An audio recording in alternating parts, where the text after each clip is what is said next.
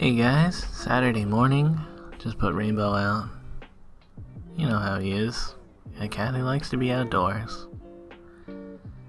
And yeah, my neighbor's coming home tomorrow, but it's been a few days, so cleaned up the cat litter.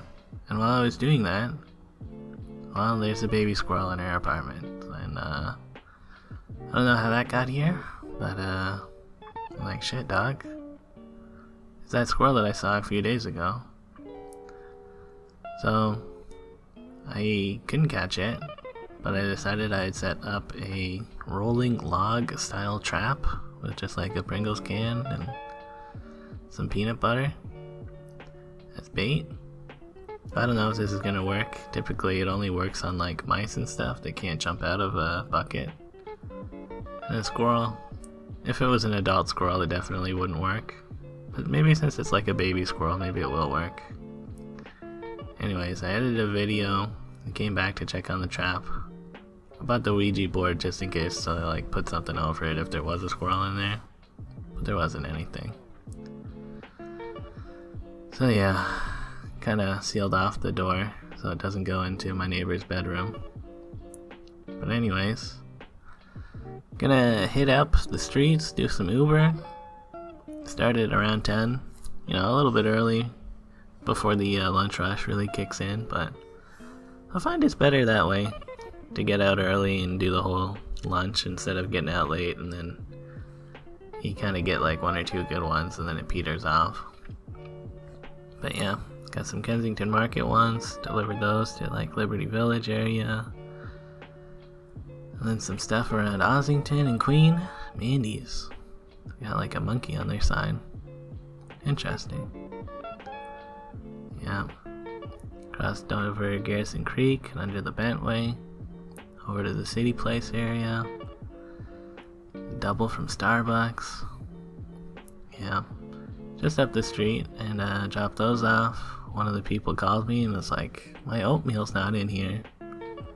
Sorry lady, no oatmeal for you I guess. Found some plastic gems. Like, yeah, I could put this in the treasure jar I guess, why not? Better than just leaving plastic on the ground. But yeah, doing some more pickups, got some soups. Delivering some frozen soups. I don't know if it was even soup, it just said it was broth. Make your own broth though guys, like come on, it's not that hard. I guess do whatever you want, who gives a shit. So yeah, doing more drop-offs, had a nice view here. You know, always nice to get a view. Then up into Chinatown, August 8. I went there one time, it was pretty good. This delivery was easy peasy, the dude met me outside. And then a big order from Grand One, chicken. 10 things, it was like 3 bags, it almost filled up my bag. There was room for a bar burrito though. And yeah, my first drop off is at 10 Young. And I would have taken Young all the way, but it looked like it was closed for a bunch of Nuit Blanche stuff tonight. Even parts of Bay were closed. As I got further south, I was like, well, I'll try Young Street again, but they're still setting up stuff down here. So here's a little preview of Nuit Blanche. The Young Street section is going to be in tomorrow's video, but we'll have some stuff at the end of this one as well. We're planning on going out and checking out the Danforth. So keep watching the video guys. This is a long one, but honestly, interesting stuff happens up until the very last minute of this video, so don't tune out like I know 70% of you do. I see the analytics. Good view over here. Yeah. Gotta take advantage of those views. But at this point I'm ready to go home. The way I would have went is blocked off. Kind of annoying. All these street closures. It's like, can you not mess with the roads for 5 fucking seconds? God. I was thinking about getting some Loblaws chicken, but $16? even at half off, I'm like, might as well just go somewhere else and buy chicken at a reasonable price. But yeah, back home now. Checked on the squirrel. I can hear it. It's in that couch. It didn't seem to interact with the trap at all. And it's actually growling at me a little bit as I like poke around. So that squirrel lives there now. I took Rainbow's food away since it was eating that. I gave him some treats. And yeah, I ate some chicken wings, played some Overwatch. Overwatch is getting shut down tomorrow, and they're replacing it with Overwatch 2. It's like the people at Blizzard don't know how to use save as when they work on a project. They just overwrite Overwatch 1. And that's dumb. But yeah. Went out on some W's. Even got to play the game. What a game. So yeah, I had a bit of a nap before I head out for the rest of the night. And I'm trying to bring Rainbow in, since I won't be back until after dark. But he wasn't around. Sometimes the people upstairs will let Rainbow in and hang out with him, but I don't know where he is, so I figured it's probably not a big deal. You know, he's stayed out until midnight before, and it's not really, you know, he's good. But yeah, I headed over to Adam and Don's, taking Bloor/Danforth most of the way. Bit of a Don Valley update for you guys here. Yeah, pretty cool. And there's supposed to be some Nuit Blanche stuff happening along the Danforth between Greenwood and Woodbine, but it's supposed to happen in like half an hour, and they haven't shut down any parts of the street, so I guess I thought wrong when maybe they would shut down that part of the street. Oh well. So I'm at Adam and Don's. They were making some burgers.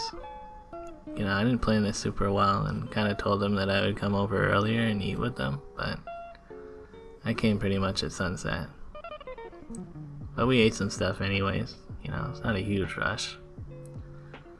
It would be nice to see the art when it's actually dark, the way it's sort of intended to be seen. So now that it is dark, heading out, and we're right near a park with some pretty cool elephants in them, or I guess maybe they're mammoths. I didn't read the signs.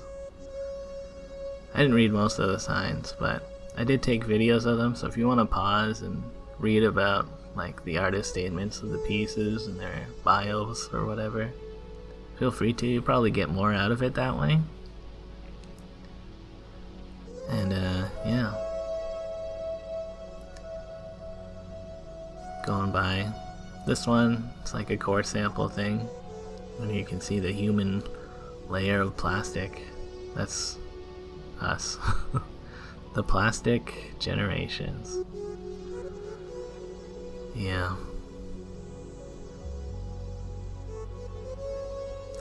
So yeah, a lot of the displays are just set up in the windows of stores, you know, storefronts. This guy's getting a tattoo. Not sure if that's a part of the thing, but these things seem like they're probably a part of it. Shiny engrams. And yeah, Weed World or whatever. Guy setting up some spray paints, probably gonna do a mural. I don't really know if that's a part of Nuit Blanche, or, you know, sometimes artists just set up and do whatever. Some Tattle Creek, again, plastic stuff. The theme for Nuit Blanche this year is the space between us, but specifically along the Danforth, they twisted it to be the space beneath us. So sometimes, you know, you'll see lots of artist statements about the environment beneath us and the plastic waste and, I don't know, the things that we bury below. This is pretty cool in Eastland Park. A bunch of coyotes. You know, coyotes, I constantly see people talking about them on the Toronto subreddit. Coyote spottings and people worried about their dogs getting bit or cats getting eaten. Yeah, this dog seemed pretty into it. Curious. Not sure if it's a real animal or not.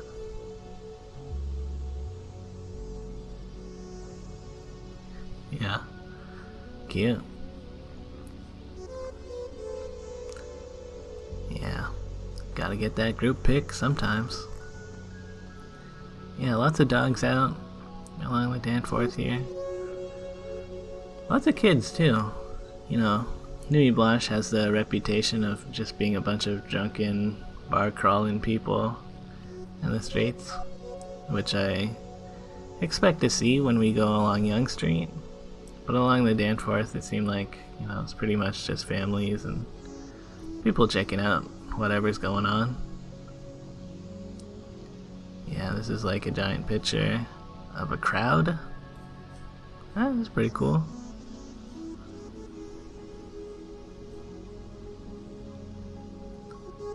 Yeah. Alright, guys. So I think we've hit Woodbine. Now we're headed back towards the way we came from, but on the north side of the street. There's plenty more art over here. Yeah. Lots of commentary about the creeks that the Toronto of old has filled in and paved over, which is a pretty big shame. As you maybe remember in one of my videos last week when we went and saw those salamanders.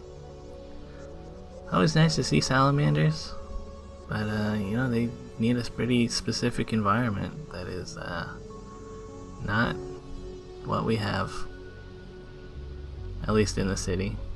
I'm sure they're still doing alright out in Ontario as a whole. But yeah. Oh, this is neat. Near the Coxwell subway station, there's an alleyway just behind the A&W. And they decorated it with a bunch of piñatas. Piñatas, bro. Bringing people together. That's fun.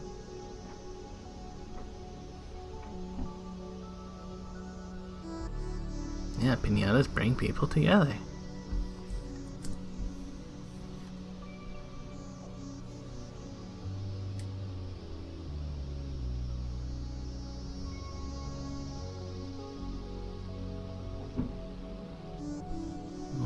Just passing by this bowling alley.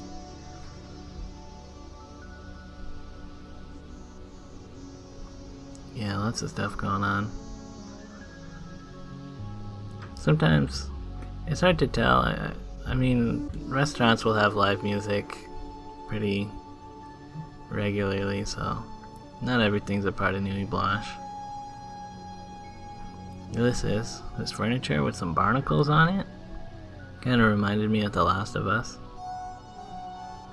And this was a big mushroom in this room. Yeah, you come in here and then you give them your ID and then they loan you these headphones. And the headphones have 2 or 3 channels that you can listen to. Although one of the channels seemed like it was just empty, so it's probably just 2. And the blue one, it's like rave music and you can have a dance party. And I think the red or the green one, it's like a guided meditation and you could chill out and look at the mushroom. I was trying to get the sound from the headphones for you guys, but it was garbage, so I don't know, just enjoy whatever I put in there instead. But yeah. Some more stuff we walked by. That was kind of neat. These like roots of some flowers. But there's also these flashlights, and if you hold it near your eyes, it like lights up with a retro reflective material. That's kind of fun. And then the last thing is some various artists just to pop up, like kind of whatever. Some mushrooms and like things that you like board, I guess. I don't know. I didn't look at it too in detail. Some guy walked by and was like, I will give anyone magic mushrooms. And no one wanted magic mushrooms. But yeah, we're just gonna head back to Adam and Don's now. That's where I left my bike. But Tyler, you know, no reason for him to come back, so he took off on the bike share. We'll meet up later. And yeah, I hung out for a little bit there, but I gotta go get Rainbow, so can't spend too long out here.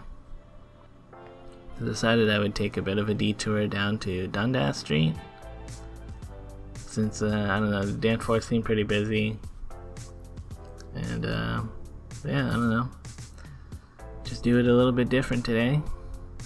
And I went through Chinatown and remembered that there's something at the Cecil Community Center, so that's what I'm gonna go check out.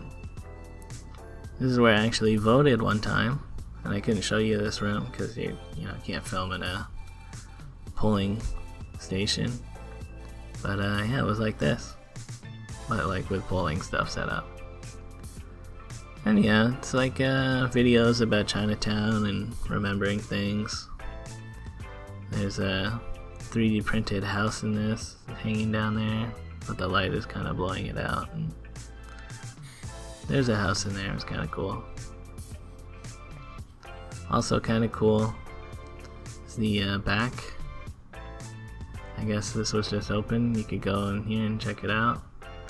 There wasn't really any art over here, it's just like, I guess you could explore it if you wanted to. Oh, so yeah, riding home. This is like, you know, they doing the streetcar track replacement still, digging all this shit up. Well, I'm not sure if this was supposed to be open, but I went through anyways, that bike lane. It seemed fine. And Rainbow is back out here, so that is nice. He's meowing at me like he wants to go inside.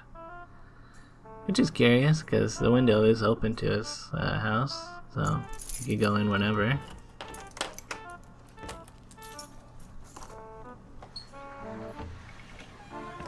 Oh my god. Rainbow. Come here. Rainbow. So yeah, there's this raccoon in here having a nap. Rainbow. And I stopped filming because I was like not sure what to do, but I was gonna do something. But Rainbow and the raccoon scared each other, and Rainbow came back into the hallway. It's like, thank God you did not fight that raccoon. I put Rainbow in my apartment, and getting ready to catch this raccoon and kick it out. And I have that Dollarama net, and I prop the door open, and the front door is open as well. I'm thinking like, I'll be able to scare him out of here. He's hidden in that corner. Sorry, I should have turned on a light or something for you guys, but in the moment I was like, I just want to get this raccoon out of here. And he's really pressed into that dark corner there, so I'm just trying to like poke him out. He like growls at me a little bit, and then he starts going in behind this table counter thing. I'm like, oh my god, don't go deeper in, get so tried to move it away from the wall so I could get stuff back there, and then he started climbing up. And I was like, get the fuck down. And I kind of like smashed him a little bit.